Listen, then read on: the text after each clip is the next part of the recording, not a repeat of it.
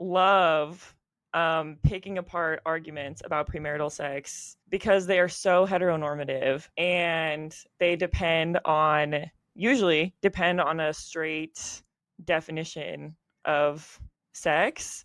And for backstory, in 2021, I lived in Illinois for a little bit, in rural Illinois, with two men who were going to school at Wheaton College, and they were Rough. both in long-term relationships.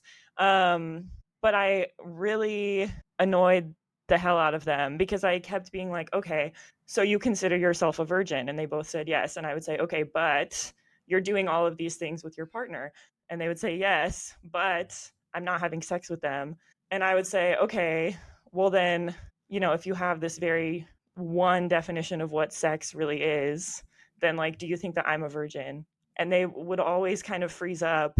And I think it's just really interesting to get into like people being really attached to their virginity, having a very, very specific idea of what losing their virginity means, but then also like when we combine that with their homophobia and being like, you are really also thinking a lot about gay people in a sexual way, but you yourself are like doing things that would be considered gay sex, and you are saying that when you do them, they're not really sex. So there's a lot to unpack there.